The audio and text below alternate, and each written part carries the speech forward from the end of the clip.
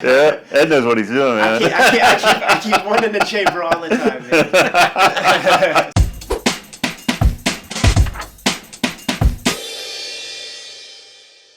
We're here with Chris Pitzer, Heroes Con weekend. We thought we'd start with Eclipse. Eclipse, pretty interesting publisher, one of the bigger independent publishers of the 80s. You graduate from college with a degree in graphic design. You go to work for Eclipse Comics. What year is that? I graduated college 1990. And during the winter, we had a snowstorm. Did I ever show you one of the portfolios I made? I've seen some portfolios. So it's like the size of a small shoebox, and inside are some printed pieces like brochures and slides of, mechanicals and other larger pieces. And I sent those portfolios to Dark Horse, Fantagraphics, and Eclipse. And Eclipse was the only one that got back to me. Kat Ironwood saying she liked the portfolio, but they didn't have any, job for me. And blah, blah, blah. Do you want us to return the portfolio? I didn't have instructions in there. And then, 2 weeks later, Stan Walk calls me up. And he's like, "You still want this job? I want to get out of here."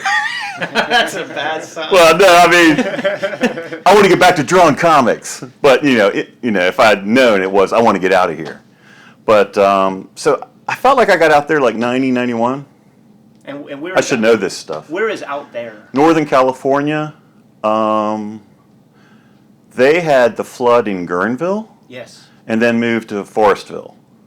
And we lived in Sebastopol, which was half an hour away. It's beautiful. Sebastopol's where Charles Schultz lived before he moved to Santa Rosa. So what was Eclipse like at that point? What would be their big books or big titles, and what was the state of things when you show up there? I'm kind of stupid sometimes. So, for instance, every Monday, Kat and Dean would not be in the office.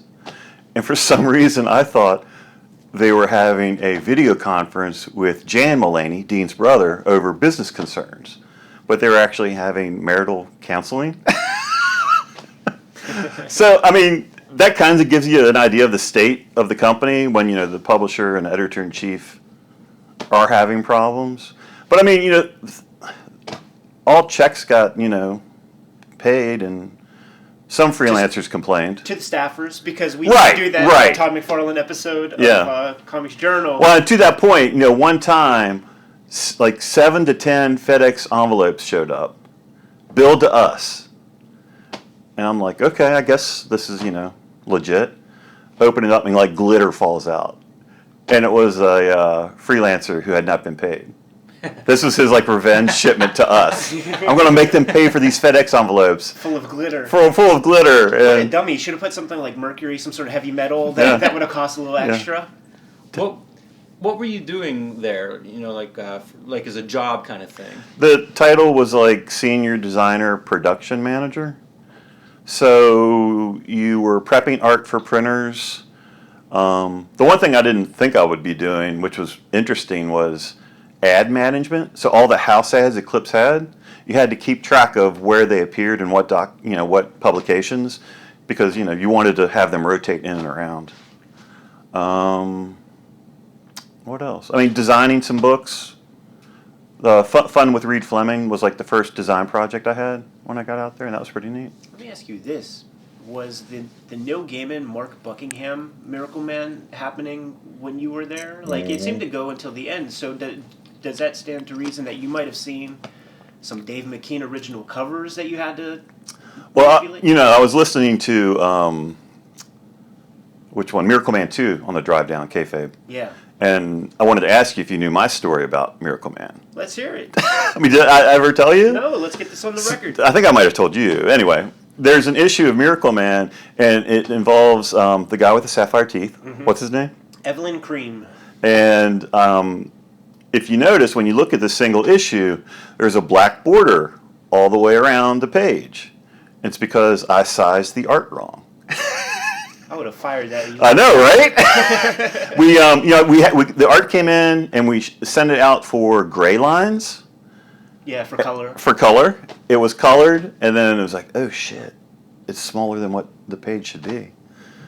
And then Dean was like, "Oh, we'll just flood black all the way around." I was like, "Okay, that sounds good." This would be the era where a guy would have to use the reduction wheel thing. Oh, yeah, the proportion wheel, and that's what. Yeah, and I used it wrong. Yeah. So, yeah, I mean, the whole issue had gray lines made it the wrong size, like probably 3 to 5% smaller than it should have been.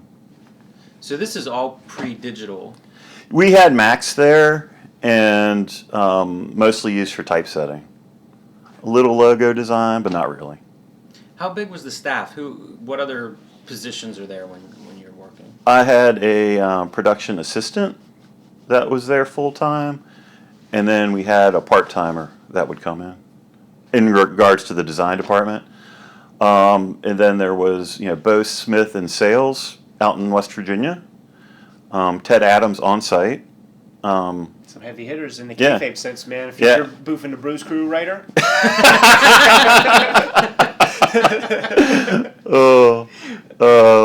What was Ted Adams? What was his position there? I want to say sales and marketing. Okay.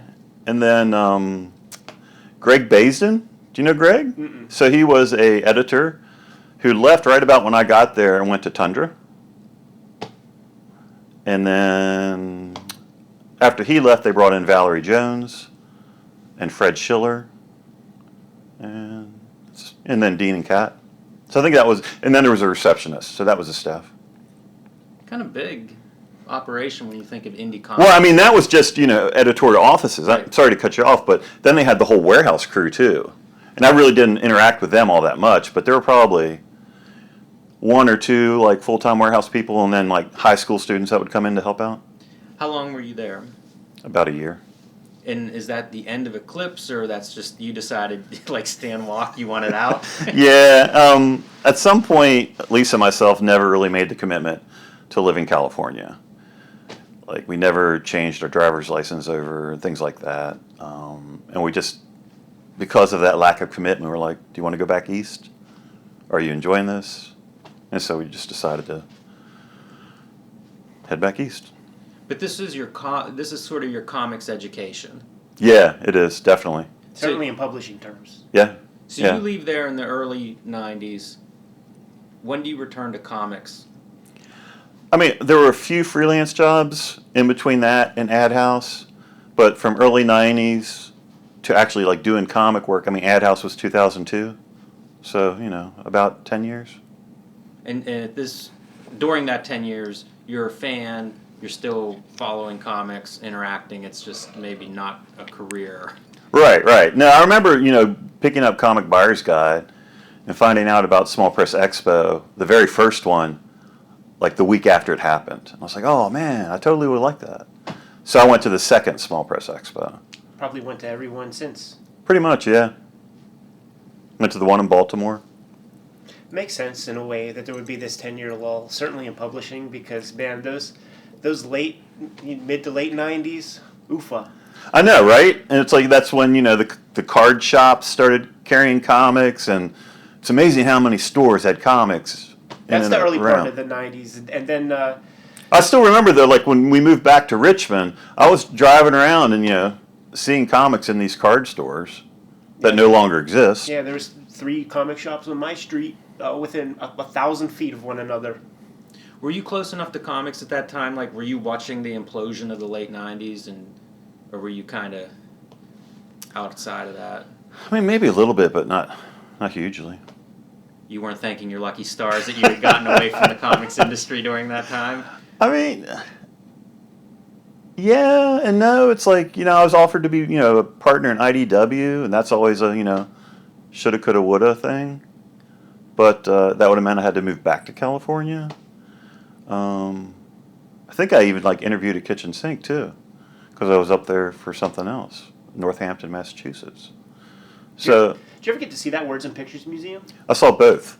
I saw the one that was in the Ice House, and then when they moved to Main Street. Was it a specific show you got to see? No, not that I recall. The main collection's what I remembered. Like that, did they recreate his studio, I think, where you could look into Eastman's studio? That was way back then, because I think he recently pulled that gimmick for some sort of fundraiser. He had all that stuff in storage and he brought it back out? Yeah. It might have been at San Diego Comic-Con one year. It was pretty neat. I mean, did you all ever see it? Not in real life, but I seen. Do you know No, of this, Jim? I'm aware of it. So it's like you were looking through a window into his studio. So it was just all these artifacts all around. His drawing table, art on the table. It was neat. That Eastman, man, he's an exhibitionist. So IDW, they start up. Is that about concurrently with AdHouse? A little before, because I was doing some freelance for him. And that's kind of gets your wheels spinning as like, I'm gonna throw my hat in the publishing ring. No, it all happened because of Pulpitoon Pilgrimage, where a friend knew Joel Pretty, saw this story, sent it to me, and I was like, man, this is so cool. I'd been going to SPX for a while, so I sent it to, I think, Top Shelf, Dark Horse, maybe somebody else, and never heard anything. And, by that lack of interest, I was like, well, I have a little knowledge. I asked Joel, I was like, what if I started the company and published this? He's like, yeah, do it. What's that look like? What's the process for starting a company and publishing? Well, it was a lot of questions. So then, I reached back out to Ted Adams or Jeff Mason at Alternative Comics and asked him, how do you do this? How do you do that? So-and-so. But then it's just, I used whatever design and printing background knowledge I had to pull it together. And you're working at that time as a designer in print. Yeah, I think my day job then was at Circuit City. Interesting period of time, man.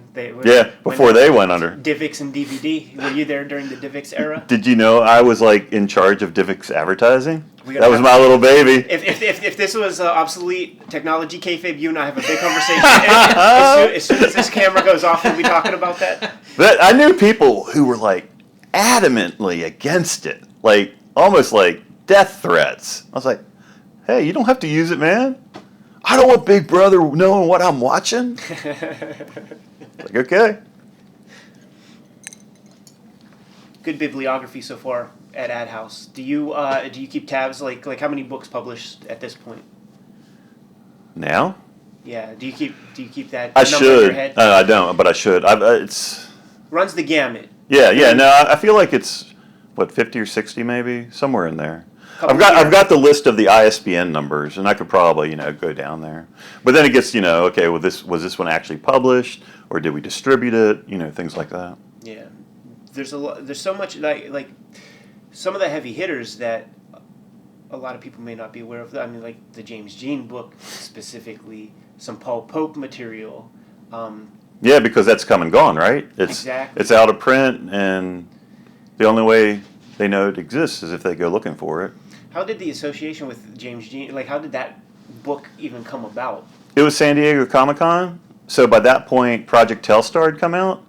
So Is that the first anthology? it is, yeah, the one about space and robots, and we Yes. used the metallic ink and the rounded corners and the gloss UV. Very attractive package. Yeah, and I think the metallic ink made people pay attention. I felt like James paid attention because of it, and so he was down at a corner booth, and I was a couple booths down. I feel like there were 3 or 4 publishers in one booth. We were sharing space and cost, and he was like, "Oh, I like this book," and I was like, "Well, I like your stuff."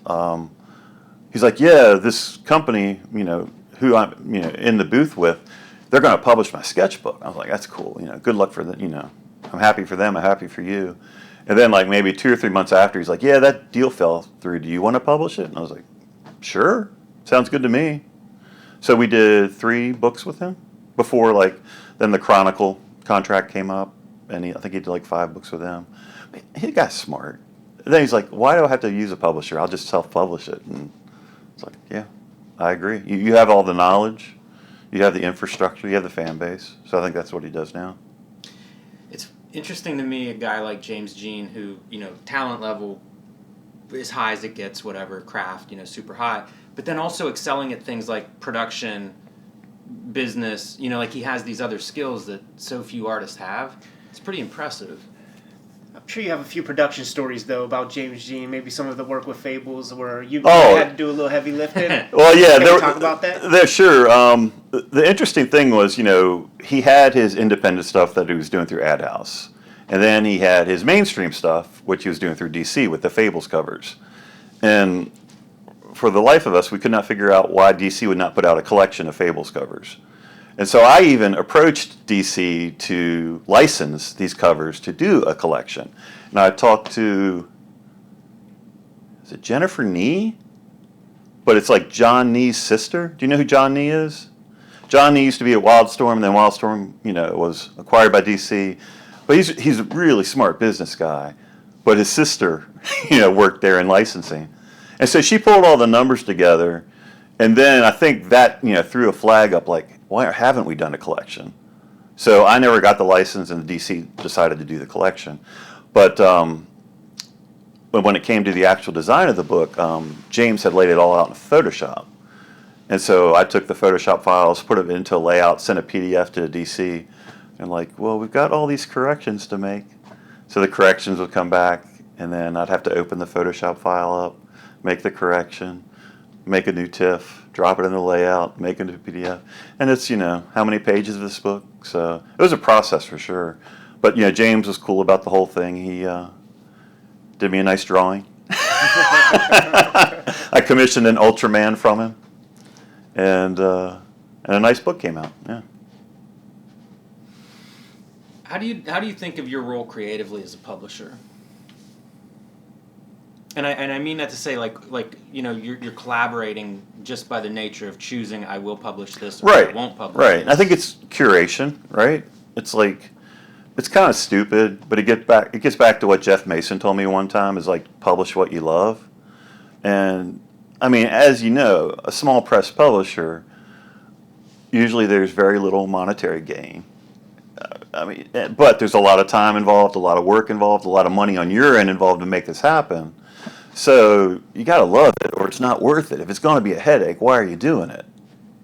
So I think the big thing is curation, and through curation, I hope to take people who might not have a spotlight and give them a little bit of a spotlight.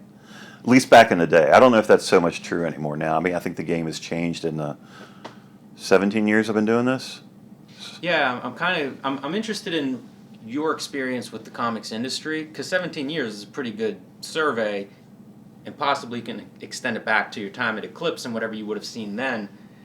And I'm pretty critical of the comics industry. I always do air quotes whenever it's not on camera. Yeah. But you could fill them. Yes. Like Kayfabe's filled them. I felt Industry. But I'm curious, what you see in those 17 years, and maybe what has changed for the better or worse in terms of the industry, how they treat, publishers, books, sellers. Well, I mean, the biggest thing I think is that it's a monopoly now with Diamond. I just, I'm amazed when I go back through some of my old files. I was like, I created an ad for Cold Cut. It's like I forgot I did this. But you had a couple other people you were soliciting, trying to get your product out there, and were the numbers huge with them? No, but just felt like there was another venue, and so I think that's probably the biggest change. And then within that Diamond distribution, there's multiple layers, and I don't mean to be oblique about this. I don't want to get into all the fine details of contracts and everything. But, I mean, for instance, when I originally went with Diamond, I was warehousing. And so I would get monthly reports. And it kind of made sense because then the product could get there quick, pulled, sent back, all that type of stuff really relatively easily. And then after so many years of that, I guess my sales had dropped enough where I became, a buy-sell vendor. Which means they cut a purchase order, I send them the product, they cut me a check. So, maybe not the best situation to be in, but we're still moving units. But, I don't know if that answers your question or not. Yeah, it kind of does, and I don't have anything specific in mind with that question. Yeah. It's more of just, it is bizarre. This industry often feels bizarre, and so I'm interested just in people's perspectives on how they're interacting with it, how they're using it. I mean that was a change for me. A change not for me would be Kickstarter. Because now if a self-publisher wants to do something, they have the press, they have the means, it can get done. Or even a publisher can do it too. It all depends on what you need to get done. Have you noticed differences in the way you interact with stores over that time? I remember early days of SPX, a lot of store owners coming through tables, Right. buying books. Totally agree. Buy. I think it's fewer. I mean, do you think that's the case? I would love for stores to come to these shows and purchase from us. I mean, that's one of the reasons we go to these shows. But I think it's less and less people do that. Yeah, that's kind of what I was wondering. Like how you interact with stores. I think right now, the way we interact is if there's a special event, they need product for, obviously. But other than that, if it's a hot new thing that most of the time Diamond might have dropped the ball on ordering enough and they can't get it and it's out of print there, they come to me and like, we need this stuff as soon as possible, and oh yeah, let's add this stuff on top of it. And then, that's great, but then, I have to chase the invoice after 30 days because they usually forget to pay. Is that what happened with, let's say, a Duncan the Wonder Dog that just becomes like a big hit, darling of, Yeah, I mean, I think what happened, yeah, that's exactly what happened, where it's like, I even, I do a blog post for everything that comes out, and it's usually just the bare bones, like title, image, details, price, ISBN, PDF preview, website link. But before Duncan, I was like, okay, listen, time out, pay attention to me. You should check this book out. It's that good. It's out of the blue. It's 400 pages, all that stuff. But still, nobody really listened. And it wasn't until a copy made it to Calvin Reed at Publishers Weekly, or a copy made it to Laura Hudson, and they said something. Then it kind of, when the press got behind it, then it blew up. And these copies that got to Calvin, that's from you? I think so, yeah. Yeah. I mean, I can't exactly remember, but I feel like it was. Was special feeling when you received the initial submission, or how did that come about? Well, it came in 400 pages, sized at 11 by 17. It's a heavy package. Well, that's what I was like. I emailed him. I was like, okay, do you want the book to be 11 by 17 inches tall? He's like, no, that was a mistake. It just got, sized incorrectly. It'd be 8.5 by 11. I was like, okay. So I read it. I was impressed. I'm sure there was details in there I wasn't getting. I felt like, it was above my intelligent level. But I was like, this is amazing. And then, we put the wheels in motion. Then eventually I, asked Adam, I was like, why did you send it to me? He was like, I felt like you were small enough that you would actually read it. Whereas like you send it to a larger company, it gets put in a pile, But yeah, I mean, volume 1. And I don't know how many people know this, but he started his own video game company. And him and his cousin and others have created this video game that has really done well for them. You don't know the name? We could look that up. Yeah, I do. It's called. Yeah, I don't know it right now. We'll put a link in the. But it's told through a teenage girl's perspective, and it's a what's the game called where you like pick a path? Yeah, like a choose your own adventure or whatever. Yeah, choose your own adventure game. But it's beautifully done. Just the illustrations and you can see, some of the drawings look like Duncan the Wonder Dog. Fascinating, because I mean, choose your own adventure implies storytelling, so it's. Oh yeah. This is the medium of this story he wants to tell. A video game doesn't work on the comic page. Pretty cool. Yeah. I feel like was it I Am 8-Bit that would like take some things like video games and surround a package with it?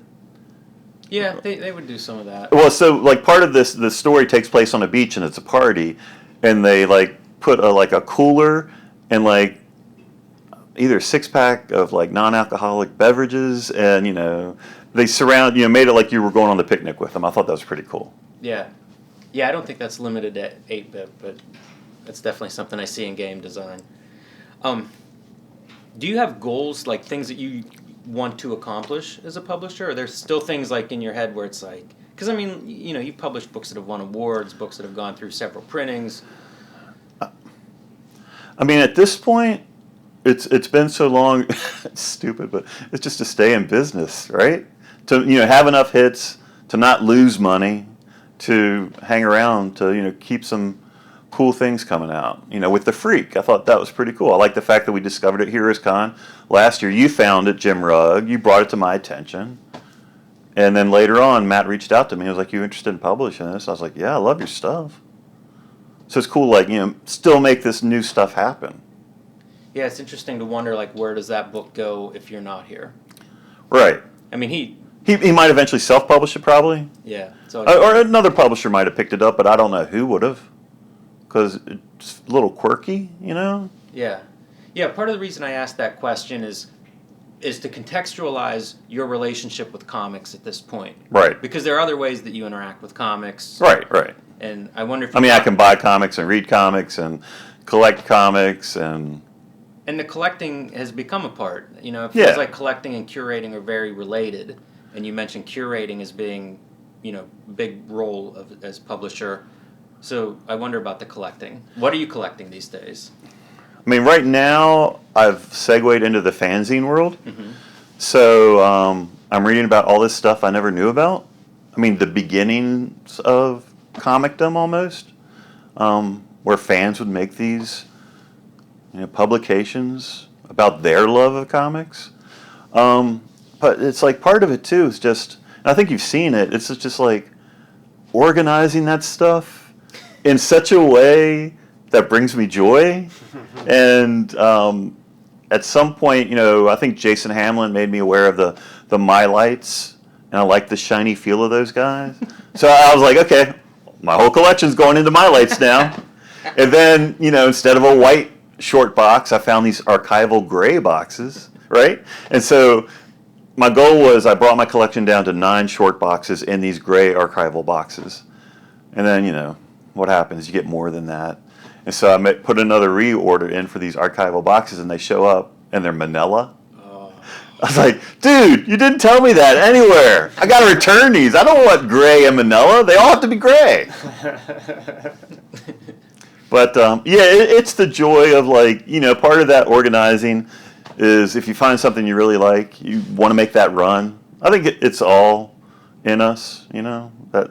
It's part of the comics culture. Yeah. No doubt. Yeah. And, you know, finding stuff that, you know, you gravitate towards. Like, I really like Martin Grimes' art. Total swipe guy. And, you know, people would, you know, kind of complain about that. But I love it. I love the way it looks. It's a little bit like Steranko in delivery. Or the guy we were talking about yesterday. Is it John Paul Lagasse? Journey into Comics fanzines we were looking at. His stuff is kind of graphic. And I think it gets back to that whole, like, I don't know if, you know, me coming from graphic design, and some of these page layouts are a little bit more designy, compositions and things like that. You're interested in these fanzines. It's not far from what we've been doing with these quarter bins we've been diving into, because it's pretty easy to go on eBay and find any Marvel comic or DC comic that you want. Right. It's the hunt. It's the hunt, man. It's the hunt. There are these comics that we have never, will never see again. You got to scoop it up, and it's endless. Fanzine culture's endless. It is, yeah. No, it's a rabbit hole of possibilities where you can just keep going down different tunnels. Yeah, and that's what makes it interesting. So. Do you feel a kinship? Like, often whenever we get into the black and white boom comics, I'll say, you know, these guys are doing exactly what I'm doing. A lot of times it's one person, you know, making this comic and publishing it in whatever means they can. Do you feel kinship to these fanzines where they're publishing? You know, they're publishing on a different scale maybe, but... I mean, a little bit, but I feel like more of a kinship to, like, you and Hamlin. It's like if you make me aware of something, I want to be part of that conversation. So if I like it, then, you know, I kind of want to hunt it down, you know? So I think it's mostly just community. So we can have those conversations about John Jacobs. Yes. Or Craig Storman, or, you know, just these out there creators that... Did I serve that one up to you? That's great. Yes, let's talk more. Should we go there? Let's go there. Let's talk more about John Jacobs. Tell us about John Jacobs. How did he enter your... Who is he? How did he get on your radar? He got on my radar because of you. You made me aware of John Jacobs. To my knowledge, Dan Klaus made you aware of John Jacobs through the In the Studio book. Yeah, so that Hignite put out. Todd Hignite. Dan Klaus told Todd Hignite. Yeah. And he told me through an elaborate publishing system. Yeah, which informed me. And after that, I think it was, you know, finding them at Hamlin's booth and then eventually reading them and just the fact that they're just so out there with their sexually repressed, guilty religion and naive rendering of story, that I just fell in love with it. And I think anyone can fall in love with it, but for some reason I've just taken it a little bit further, with the combination of... What are the title? Can you give us some? Yeah, no, Power Stars, Black Atlas, a few I think you're still looking for, like Partners in Peril. I think I have those. You got this? Congratulations. Then what's the other one? The girl's name? It was like it was almost all prose. It wasn't. It's not worth finding. But Dr. Peculiar. Am I missing any? Is it Far Frontier? Far Frontier. Thank you very much. Okay. Yeah.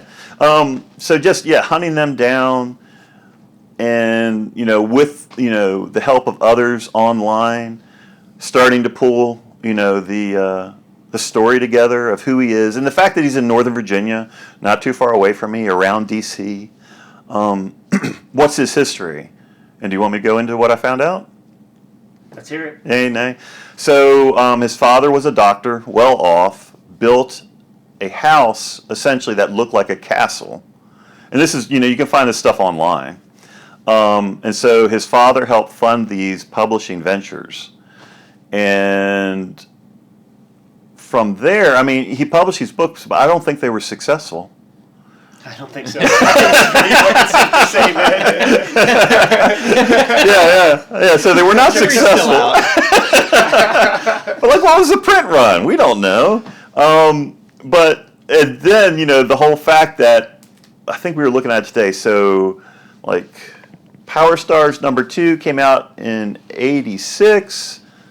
And then 4 years later, or 3 or 4 years later, Blue Comet decides to, what I consider, essentially put an image filter over the work, bring in new illustrators, and just make it more modern. So the new Power Stars, the new Partners in Peril, come out via Blue Comet Press and Craig Storman. Then after that, John Jacobs went on to make a few other weird books. Like the last one that I found that I didn't even buy it. I don't know if I told you about this one, but it's a vampire sing-along book. So essentially, a book where you could sing along like you're a vampire or something. And I was like, yeah. That was a Seth Rogen movie. Yeah, that's exactly the thing that came to mind. But and then I think I figured out that he passed away in 2012. You can go online and find the memorial page. But then I think Eric Reynolds even found a picture of his gravestone and sent that to me. Wow. It's amazing how there are these elusive figures. Ogden Whitney would be one. Yeah, I agree. That doesn't have. There's not much information on him as a man, and clearly the biggest name would probably be Fletcher Hanks. Yeah, right. These comics existed. Very few of them. A couple. Dozen pages essentially. I don't know if I would call these creators geniuses, but there's something about them that makes them stand out. It is compelling. It's so readable. You kind of, and it's not an ironic thing, but you kind of can't believe some of the choices and how kind of they have a lack of self-awareness or something. It's right. It's like that movie The Room, that it's it's bad, but it's so watchable and it's so interesting, and you have no idea. It doesn't abide by Aristotle's 3-act structure, but you're like... And with Jake, it was okay, what's his game plan here? Because part of it was just creating new characters.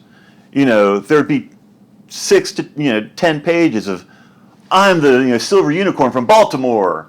I'm the fast lamprey from Pittsburgh, and it just went on. And then in Dr. Peculiar 2, he even took, and the inside front cover, just listed every single thing, character he created, and supposedly copywriting it.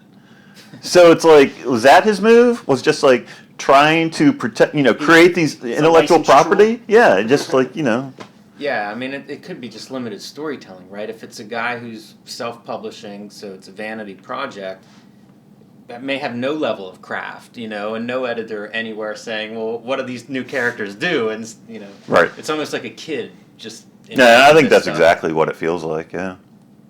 Do you know how old he was when he was doing this? I do not. You could figure it out, though. Yeah. Once we get Landgraf in the hot seat, we'll get some clues. Do you have anything to say about Landgraf? You know, Ken Landgraf, one of the guys we think of as noteworthy in that 80s black and white self-publishing era. I felt like that was... Collaborated with Jacob. Yeah, and I felt like that was Jacob's go-to inker.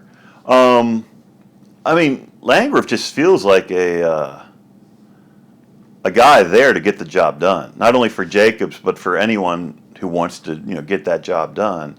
And, very, you know, we've reached out to him. Have you talked or emailed him? I don't know if I've talked to him directly or not, but I mean, he's around. He's accessible. You can email him. He's constantly media. putting things on eBay. Now he's on Instagram. Yeah, he's around. And at one point, I expressed, you know, an interest of why don't you come out to one of these small press shows, specifically in Brooklyn, and because you have like all these creators that love your work. And I think he said, "What? I went to New York Comic Con, didn't sell anything. I'm done."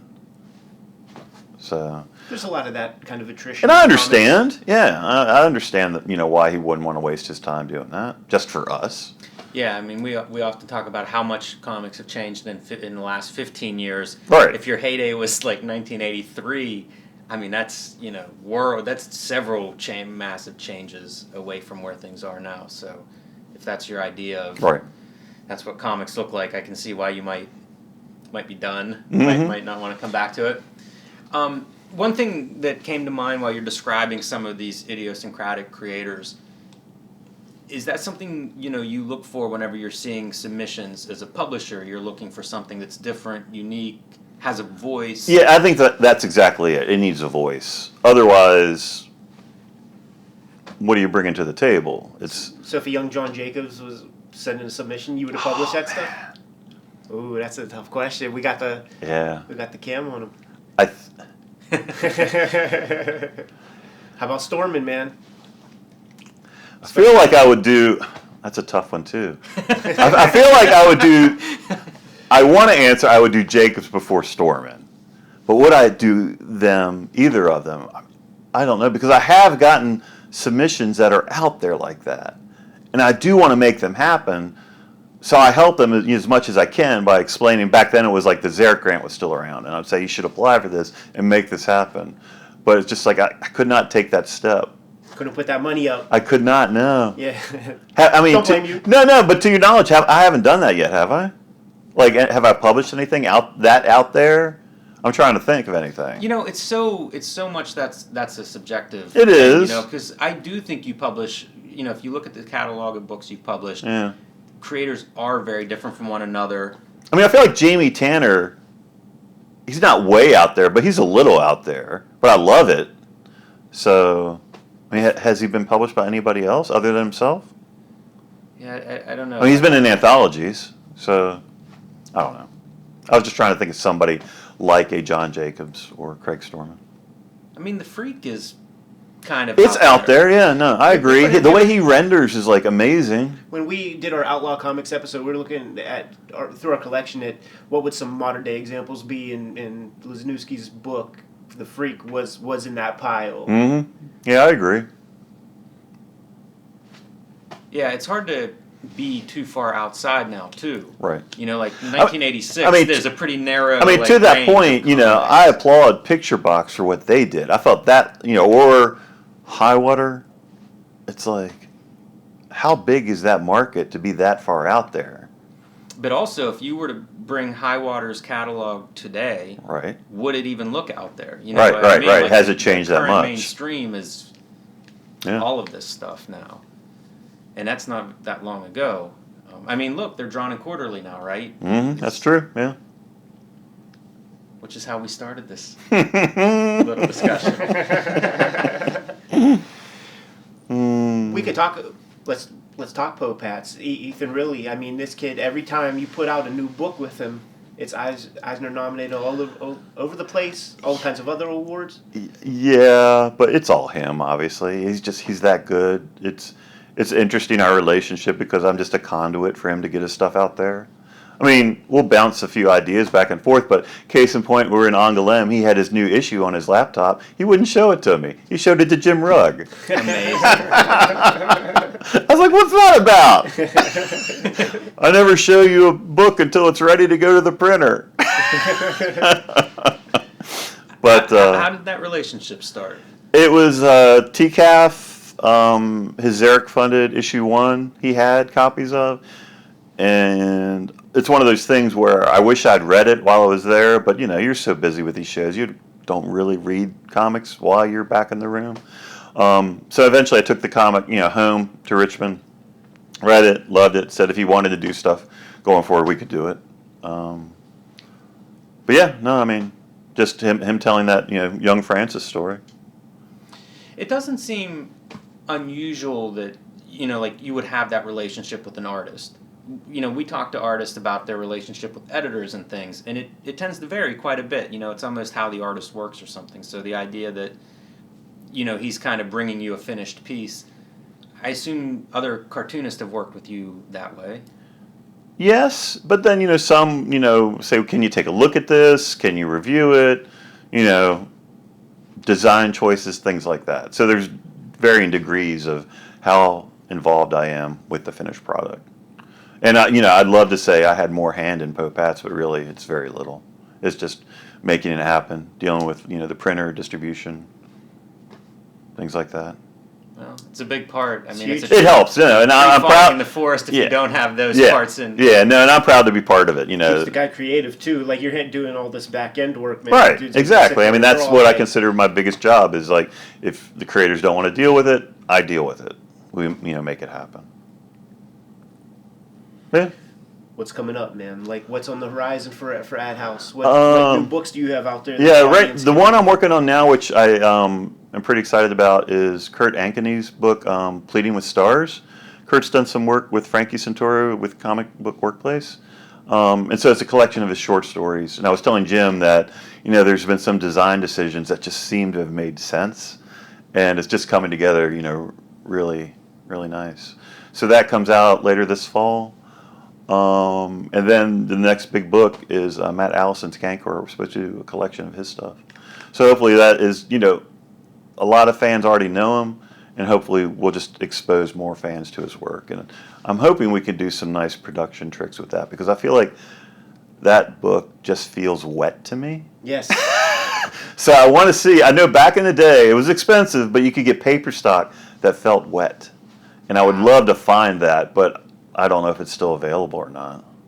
That sounds amazing. I know, right? That gets me excited. Right. I mean, it would just be the cover, but still, that's all you need. You need a nice cover to get people inside. We talked Cancor once or twice on this channel, showed off a couple issues, and people went crazy in the comments, man. So that's going to be, we just need to get him focused, finish the thing, Yeah. and release it. Like Yeah, no, we were talking yesterday about it. He's on board. He knows what his deadline is now. So it's just, I think he's a perfectionist, so he's been going back and working on some lettering and some of the early issues. But Let's go, Matt. I mean, I feel like he's a Jacobs, right? I was thinking the same thing. I think he's somebody that we may have talked about in the Outlaw, thinking Right. contemporary cartoonists that may qualify as Outlaw, Yeah. but totally out there. Like, Yeah. you talk about Jacobs or High Water at the turn of the century, like that stuff's pretty unusual comics. Yeah, it's like where is he coming from?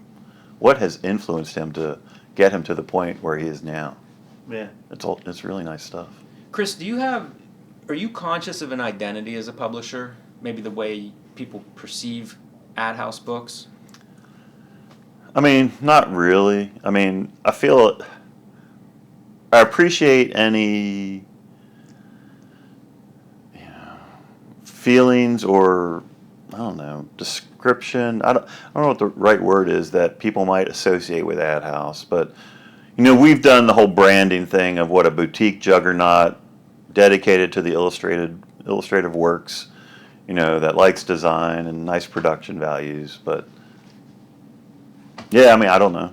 I think of the design, production, or two big aspects. Yeah, and I feel like that was specifically the case when we started, because I feel like there was less design considered back in the early 2000s, where everybody's up their game. You know, books are so beautiful nowadays, and it's just, you know, works of art. Well, it definitely comes through, like, whenever you're talking about, you know, ideas from Matt Allison's book, you know, you seem to light up. Right. Almost like a Right. design challenge. Yeah, and I hope we can make it happen. It's just, you know, Sure. I don't know. Are there designers that excite you nowadays in comics? Anybody you think about? Or Jacob Covey's a genius. Fantastic work from him. Like with companies, yeah, I mean, I can't think throw some out there and I'll agree or disagree. Chip Kidd. Any thoughts on his... Belly bands. You know what Andrew Neil feels about, and I've made that mistake. I've done using belly bands. I mean, they serve a purpose, but I feel bad for the stores, because all that would happen is they get destroyed, and nobody wants a book with a destroyed belly band, so it stops a sale. It's terrible. But no, I mean, yeah, Chip Kidd's good, serves a purpose. I used to be more interested in him than I am nowadays. I never got his monograph or anything like that. But, yeah, he's done interesting work. What about cartoonists that are strong designers? Matt Wagner. Yeah, I mean, Ed and I were talking about him a little bit earlier. And, I mean, I just like the fact, well, you know, some things might not be a success. He's trying them. He's pushing the envelope. You know, the fact that he took an idea like Grendel, which is, you know, essentially, you know, starting with Hunter Rose, you know, one guy, and then, it's a spirit within him that transfers to someone else that then essentially becomes the world. I mean, what an idea. I mean, and to see it through fruition, and then, you know, realizing, you know, I like the challenge or the interest of bringing other artists on, and eventually other artists and writers to create, you know, this universe within Grendel. I mean, yeah, I consider him a success story. You have an interesting history with him, going back to your undergrad design days. Yeah, I forget what it might have been that print magazine. What spurred me on to reach out to like Frank Miller, Jaime Hernandez, Matt Wagner, that might have been it, to bring them to my college to give the lecture and gallery show that eventually Matt Wagner came to. But I believe I was the first student to ever make that happen at Shepherd College. And then when it did happen, it was amazing. This auditorium I felt like it was full of people. And people as far away as Florida and New York came to West Virginia to hear this talk. And the fact that, you know, Matt did this talk for me personally and opened my eyes to what like other comics were out there, because we didn't have comic shops in Martinsburg, West Virginia. It was, you know, slim pickings. And Matt comes in and is like, you know, Hugo Pratt, Milo Manera, is it Metodi? Mm-hmm. And it's just like, man. So then, you know, started going to these shows and trying to find this work, discovering Catalan Communications, and yeah, no, and then, you know, we stayed in touch, and he eventually hired me to help color. I want to say, was it Devil's Legacy? The Art Deco one, the first like Grendel graphic novel that came out that was full color at one time. When he jump-started the black and white books, he wanted it to be a black and red book, and he wanted a designer to do it, so he reached out to me. So that was fun. It's interesting to think of his talk, you know, and he's introducing you to a bunch of artists who then you go on the search for. It's in many ways the blueprint that you continue to follow up to this day. Yeah, I never thought about that, but yeah, you're right.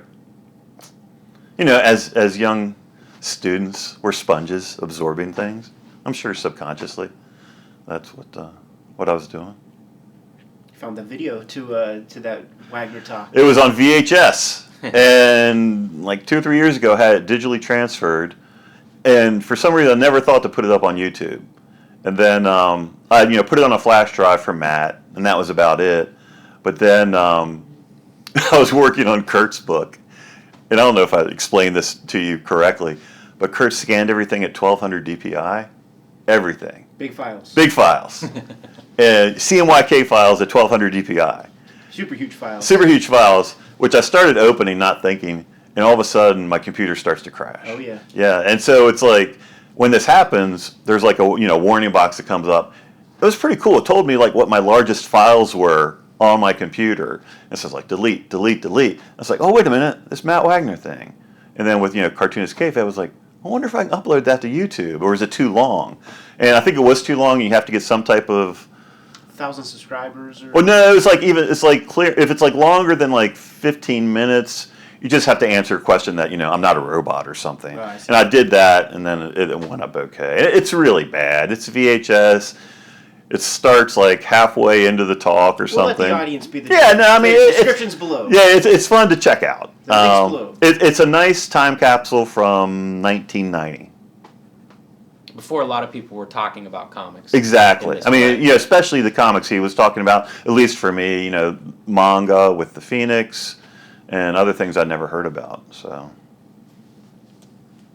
All right, I think that's a good place to wrap up. Sure. Throw out some plugs. Where can people find more about AdHouse Books and what? Our website, adhousebooks.com. And my social stuff, I'd like to say I have it memorized. I don't. I think Twitter, I think, is adhousebooks.com. Instagram might just be AdHouse. It should have all been one thing, but I'm kind of old and I didn't realize that when I set it all up. Yeah, we'll post. But if you go to the website, it's on there. You can find the links from there. Thanks, Chris. Yeah, thank you Appreciate guys. your time. Nice talking.